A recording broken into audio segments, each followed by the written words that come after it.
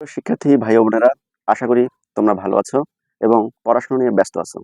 আজকে আমি একটা বিষয়ে আলোচনা করব, যে বিষয়টা প্রায় প্রত্যেকটা শিক্ষার্থী ভয় পায় বা ভীতি কাজ করে। সেই ভীতিটা কিভাবে দূর করা যায় সেই বিষয়ে আলোচনা করব। আর আজকে আলোচ্য বিষয় হচ্ছে ন্যারেশন। এই ন্যারেশনকে আমরা অনেকেই ভয় পাই, তবে আজকে মজার একটা বিষয় হচ্ছে যে আমরা আজকে ন্যারেশন করব কোনো প্রকার টেন্স ছাড়াই।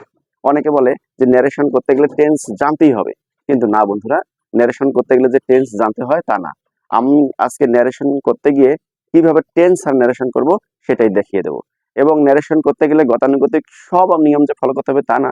ন্যারেশন করব আজকে আমি আমার ব্যক্তিগত নিয়মে, যে নিয়মগুলো আমি আহ প্রায় ব্যবহার করতাম যখন আমি কোনো শিক্ষার্থীকে পড়াতাম, এবং কিভাবে যে ন্যারেশনগুলোকে সহজে আয়ত্ত করা যায় বা সহজে আমরা শিখতে পারবো সেই বিষয়ে আলোচনা করব। এই আলোচনা করতে গিয়ে যে ন্যারেশন করতে গেলে আমাকে 5টি ধাপ ফলো করতে হবে। এই 5টি ধাপ কেউ যদি সহজে রপ্ত করতে পারেন তাহলে narration is equal to water.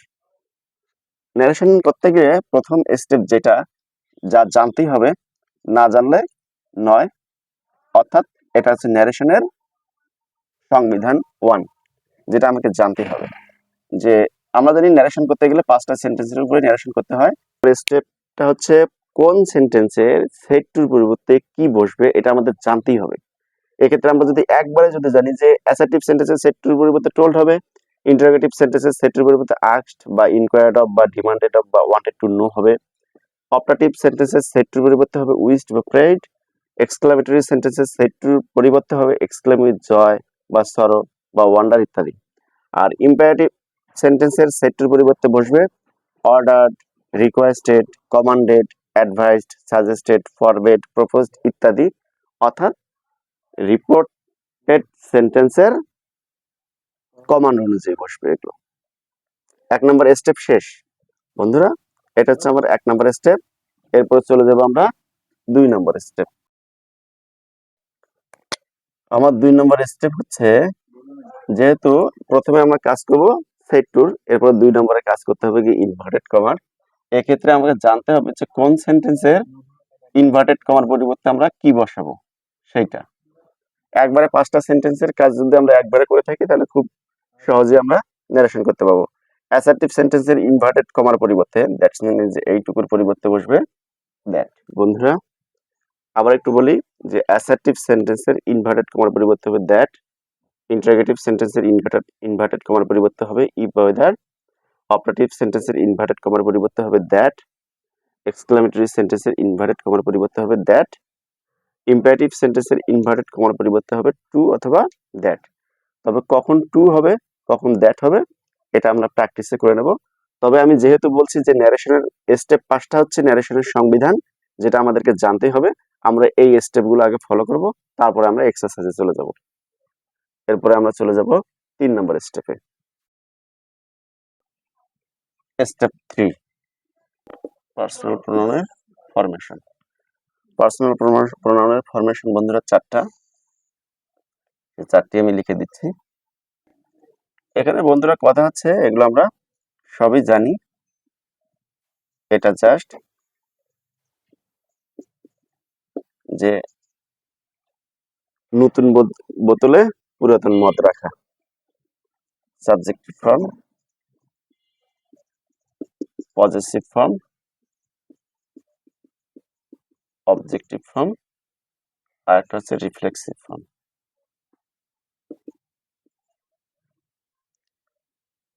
I হচ্ছে সাবজেক্টিভ, আই এর possessive form my, objective form me, আর রিফ্লেক্সিভ ফর্ম হচ্ছে my self.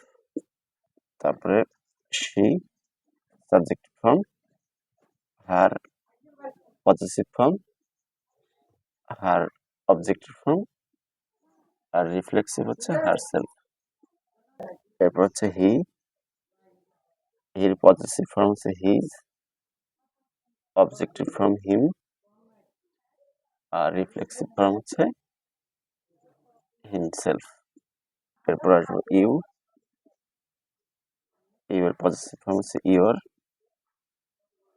Objective form UE হবে, রিফ্লেক্সিভ ফর্ম হচ্ছে ইয়োর সেলফ। উই, এর পজেসিভ ফর্ম হচ্ছে আওয়ার, অবজেক্টিভ ফর্ম হচ্ছে আস,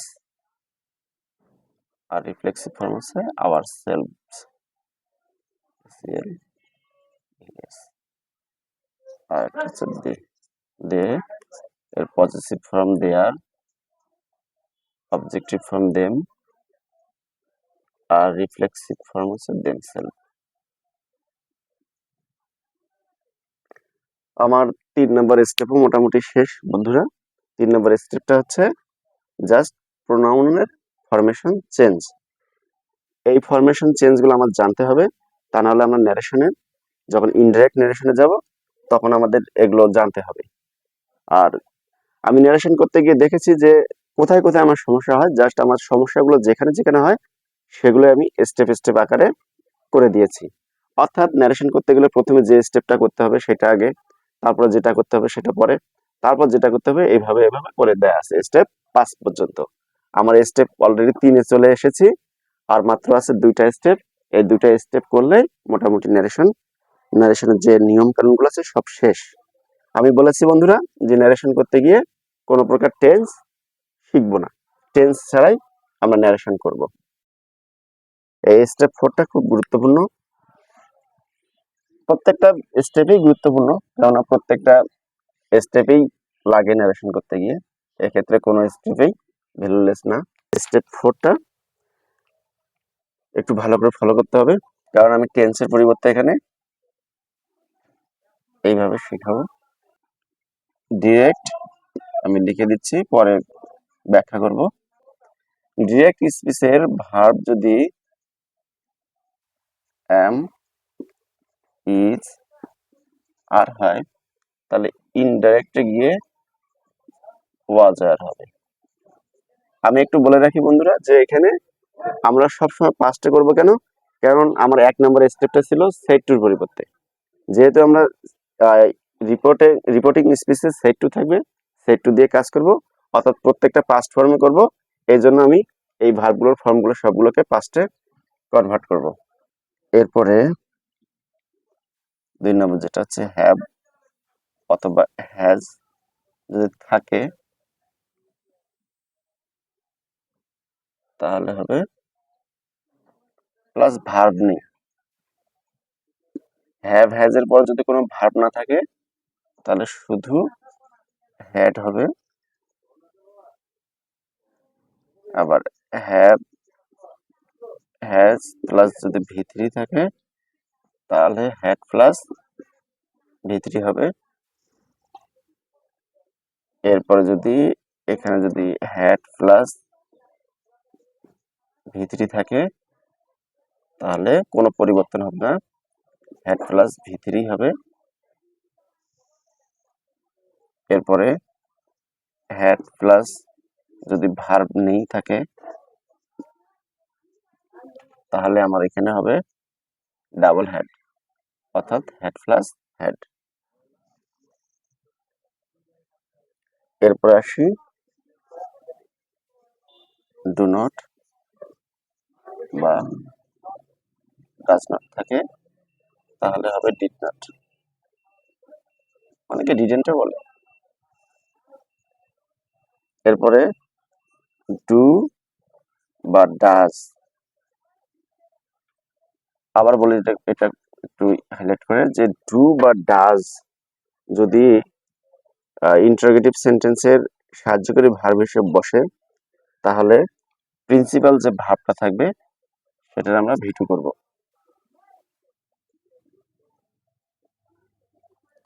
যদি ডিড থাকে হ্যাড প্লাস ভি3 হবে। যে ডিরেক্ট স্পিচে যদি ওয়াজ বা ওয়্যার থাকে তাহলে হ্যাড বিন হবে, এবং এখানে যদি ভি1 থাকে তাহলে করবো আমরা ভি2, আর যদি ভি2 থাকে তাহলে হ্যাড প্লাস ভি3 করব। ক্যান থাকলে হবে কুড, শ্যাল থাকলে হবে শুড বা উডও হতে পারে।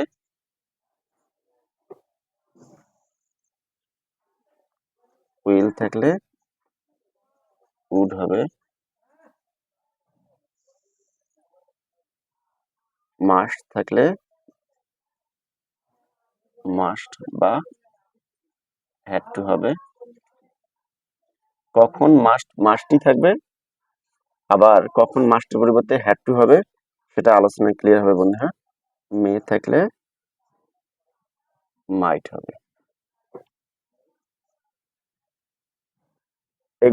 এগুলোই মূলত আমার হচ্ছে স্টেপ 4। এই স্টেপ 4টা খুবই গুরুত্বপূর্ণ বন্ধুরা। আবার আরো আছে যে আমরা কখন ভার্ব পরিবর্তন করব না, সেক্ষেত্রে আমরা সবাই জানি যে চিরন্তন সত্য যদি হয় বা ঐতিহাসিক সত্য যদি হয় কিংবা অভ্যাসগত যদি সত্য হয়, তবে রিপোর্টিং স্পিচটা যে টেন্সে থাকুক না কেন, আর রিপোর্টেড স্পিচের ভার্বের কোনো পরিবর্তন হবে না। রিপোর্টেড স্পিচ বলতে যেটা ইনভার্টেড কমার ভিতরে থাকে সেটা হচ্ছে রিপোর্টেড, আর ওর ভিতরে যে ভার্বটা থাকবে সেটা রিপোর্টেড ভার্ব, আর ইনভার্টেড কমার বাইরে যে ভার্বটা থাকবে সেটা হচ্ছে রিপোর্টিং ভার্ব। রিপোর্টিং ভার্ব যে টেন্সে থাকুক না কেন, ইনভার্টেড কমার বাক্যটা যদি চিরন্তন সত্য, অভ্যাসগত সত্য কিংবা ঐতিহাসিক সত্য হয়, তাহলে ভার্বের কোনো পরিবর্তন হবে না। এটা আমার হচ্ছে স্টেপ 4। দেখা যাচ্ছে যে আমরা 1 থেকে শুরু করে স্টেপ 4 পর্যন্ত আসলাম। আর আমি বলেছিলাম বন্ধুরা, ন্যারেশন করতে গিয়ে আমরা কয়টি স্টেপ ফলো করব? 5টি। যেহেতু আমার 4টা স্টেপ শেষ হয়ে গেছে, আমার বাকি আছে আর 1টি স্টেপ। এই 1টি স্টেপ আমার আয়ত্তে থাকলে narration is equal to water. Step 5। Step 5 খুবই সহজ, আর এটা সবারই জানা। এটা আহামরি কিছু না, এটা খুব কঠিনও না। এটা যেহেতু আমরা সবাই সবাই জানি, বলতে গেলে দিস থাকলে হবে দ্যাট,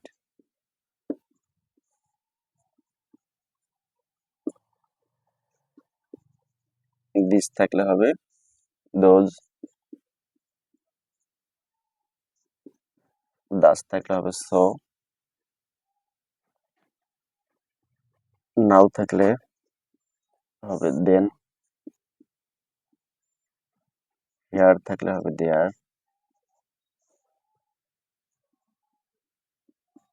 তারপরে হাইদার থাকলে থিদার,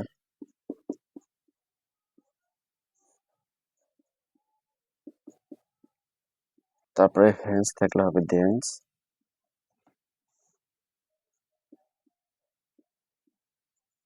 ইয়েস্টারডে,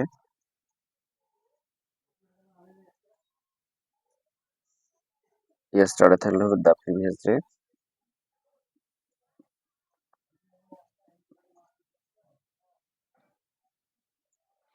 বা দ্য ডে বিফোর। টুমরো থাকলে হবে দ্য ফলোইং ডে,